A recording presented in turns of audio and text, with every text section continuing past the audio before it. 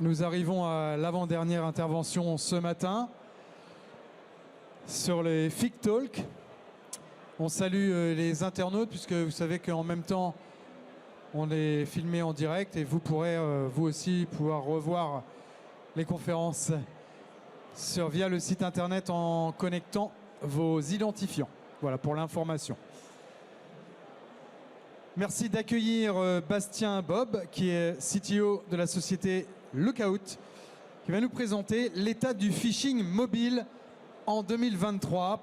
Pourquoi il est là pour durer? Bien, la réponse maintenant. Bonjour, bienvenue. Bonjour, merci. Bonjour à tous. Donc effectivement, on va parler de phishing mobile. Alors je ne vais pas vous poser la question qui a jamais reçu du phishing mobile. Normalement, personne ne lève la main. C'est effectivement un fléau, un vrai fléau depuis quelques années. Lookout, c'est notre métier depuis 15 ans. Alors, je ne sais pas si vous voyez la télé là-bas, il n'y a qu'un écran, je suis désolé. Donc c'est notre métier, on est spécialiste de la sécurisation des mobiles. Donc on fait ça depuis quelques années. On est leader sur ce marché-là. On a aujourd'hui 210 millions de terminaux protégés par une application Lookout, que ce soit de l'entreprise ou du particulier, avec une grosse partie d'entreprises, de plus en plus grosse évidemment, parce que les entreprises s'équipent justement pour sécuriser leurs mobiles contre le phishing, mais aussi contre les applications malveillantes et contre tout ce qui pourrait cibler potentiellement de près ou de loin des mobiles. Donc on a fait un rapport qui est disponible sur notre site web, alors on peut vous le donner sur notre stand aussi. Et on a fait un rapport qui est disponible et qui présente l'état de l'art en fait, du phishing l'année dernière sur les 210 millions de terminaux qu'on protège, avec des statistiques, avec de la finance, avec des objectifs, avec des exemples. Donc c'est un rapport que vous pouvez retrouver directement j'imagine, en page d'introduction de notre site web. Et je vais vous présenter quelques éléments de ce rapport-là aujourd'hui, où on va parler des chiffres clés, du type d'attaque, avec des exemples de cas concrets sur des clients français qui ont déployé du Lookout et qui ont bloqué des centaines et des centaines d'attaques de phishing par jour.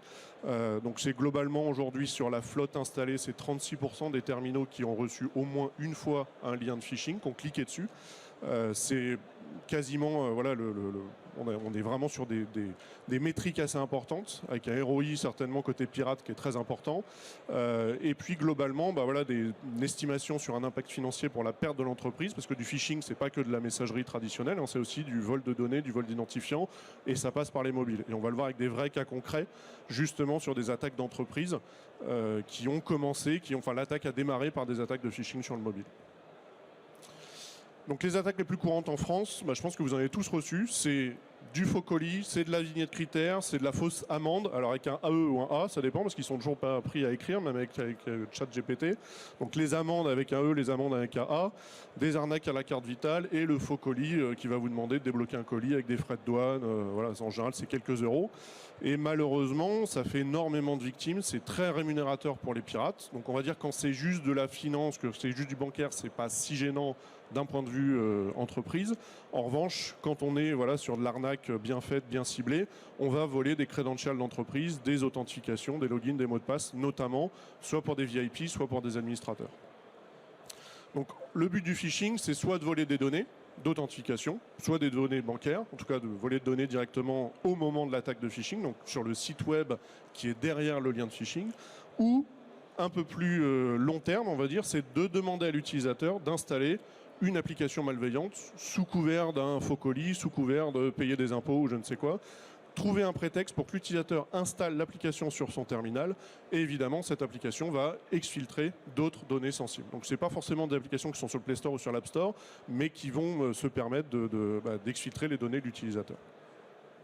Et quand on parle de buts, donc sur la flotte encore une fois installée, on voit que globalement c'est 50-50. La moitié des attaques, c'est pour voler des données directement, et l'autre moitié des attaques, c'est pour faire installer des applications malveillantes sur les terminaux. Donc quand on parle de taux de clic, avec des stats vraiment locales, donc le rapport est surtout très orienté sur les données américaines, mais là aujourd'hui je vais vous présenter les données plutôt françaises, avec des clients français. Donc on est sur 34% au dernier trimestre, ça veut dire en gros un tiers de la flotte a cliqué au moins une fois sur un lien malveillant ou un lien de phishing, et ça a été évidemment bloqué par Lookout. Donc on est voilà, sur des statistiques de phishing assez importantes. Là, c'est des vraies statistiques d'un client donc à 100 000 terminaux, un client français qui a 100 000 terminaux, et managé par un MDM et des terminaux, ce qu'on appelle BYO, hein, Bring Your Own Device, les terminaux personnels des utilisateurs qui accèdent aux ressources de l'entreprise. Et on voit voilà, quasiment 2 millions d'attaques. Et ce qui est important, c'est le taux de clic. C'est-à-dire qu'on voit sur 100 000 terminaux, 34 URL en moyenne sont cliqués sur la flotte. C'est-à-dire que c'est pas du volume impressionnant, c'est que 34 sur 100 000 terminaux. Donc c'est pas grand-chose, c'est quelques URL qui sont assez bien faites souvent. Et en fait, c'est quelques utilisateurs qui vont se faire avoir. Mais ils vont se faire avoir régulièrement et sur la durée. Donc c'est ça qui est vraiment important avec le phishing, c'est que c'est pas nouveau, tout le monde en parle, tout le monde en reçoit, mais il y a des solutions évidemment pour détecter ce type de comportement et évidemment les bloquer avant que l'utilisateur clique dessus, voire même au moment où il clique dessus. Et ce qu'on voit aussi sur la flotte, c'est que globalement, quand on pense sécurité mobile, beaucoup de gens pensent qu'ils ont un iPhone, ils sont sécurisés parce que le marketing d'Apple leur a vendu la sécurité by design. Ce qui est un peu faux. Globalement, sur le phishing, ça va toucher tout le monde. Et même sur les applications malveillantes, il y a des applications malveillantes sur l'Apple Store, il y a des applications malveillantes sur le Play Store. Et même si on travaille avec et Google et Apple, il reste des applications malveillantes et globalement des applications qui vont exfiltrer des données personnelles ou des données corporate. Donc quand on regarde sur les tendances clés, donc l'avantage de Lookout, c'est qu'on a à la fois la vue d'entreprise et la vue du particulier, et on voit qu'en fait le modèle de clic sur les qui va cibler les terminaux d'entreprise a vraiment augmenté. Et là, le rapport est assez criant de vérité sur le sujet. On voit jusqu'à 6 clics sur la même URL ou sur des URL par un device pendant un trimestre.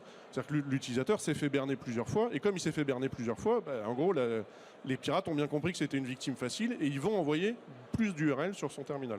Ou alors son numéro de téléphone a été un peu plus ciblé que les autres.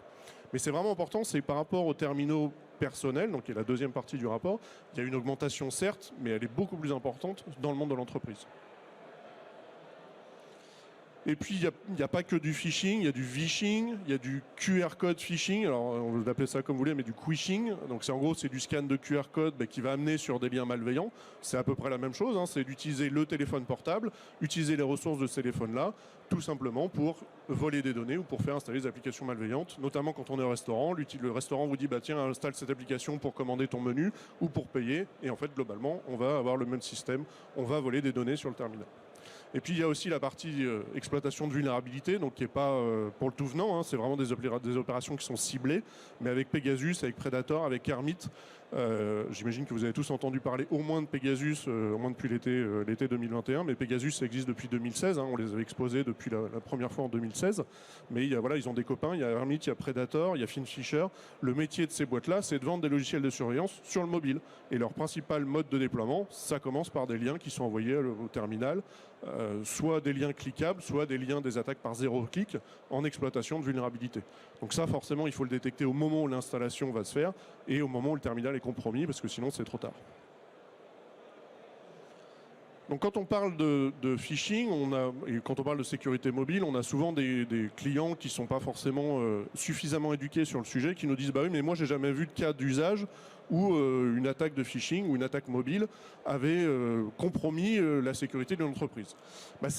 C'est d'arriver plusieurs fois. Alors il y a eu un cas qui a été exposé très récemment qui s'appelle Octapus, qui a touché plus de 130 entreprises, dont certaines entreprises françaises, mais surtout des entreprises américaines.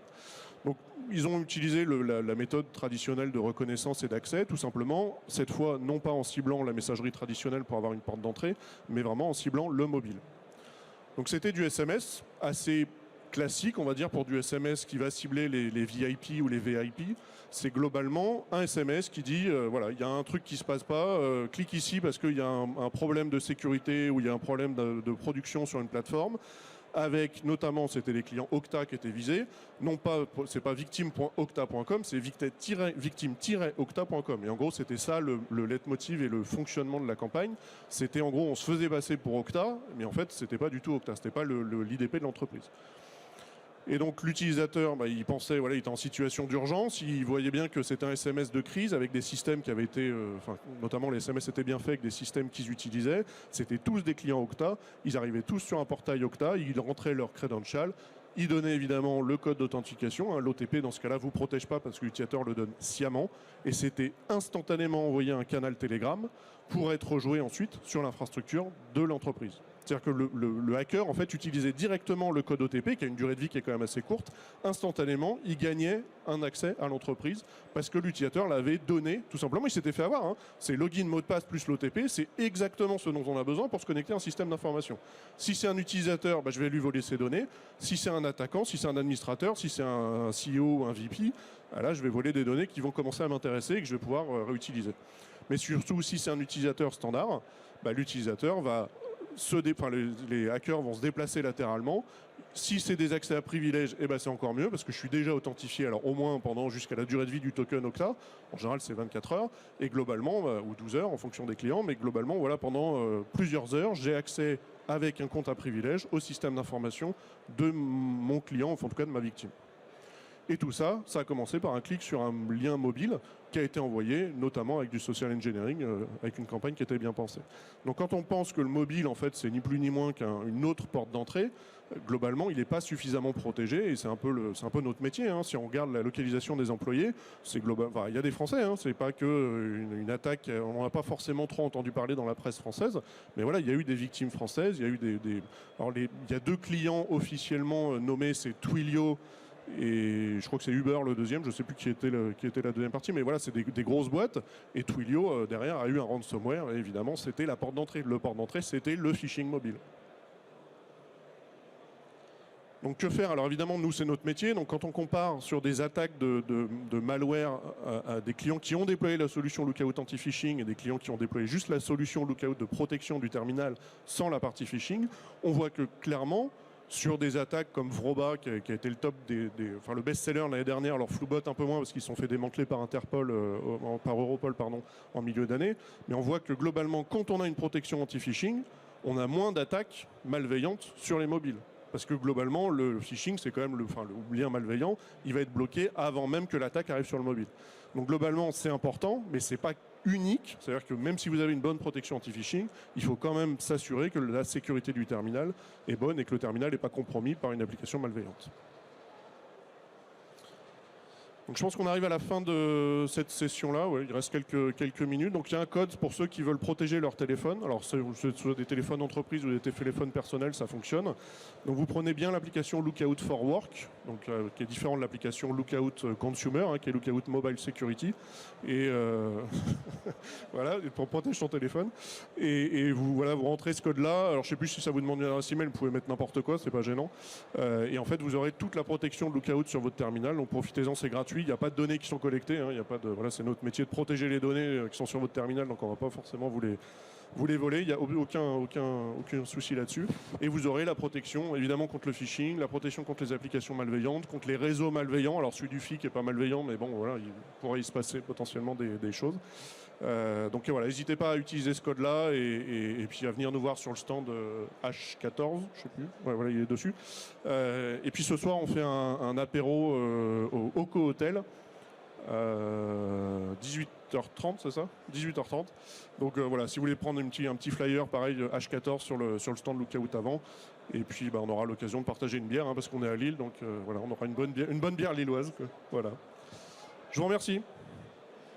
Merci beaucoup Bastien. Le rendez-vous est pris à la fois sur le stand et donc ce soir à l'hôtel Oko. Voilà, une très belle initiative. C'est vrai que ça, il faut pas éviter à échanger la bière aussi, mais non, mais ce genre d'appli et tout, ça coûte rien, donc autant le télécharger au max. Ça va pas protéger intégralement, mais au moins ça permet de limiter. Ah si, c'est la version. Ouais, là, c'est gratuit, mais okay. Il y a des clients qui payent pour ça. Bien sûr. Donc, bravo. Vous pouvez payer pour le déployer en entreprise, évidemment, mais non, c'est la protection complète. Il n'y a pas de limite. Ok, c'est bien de le préciser. Au top.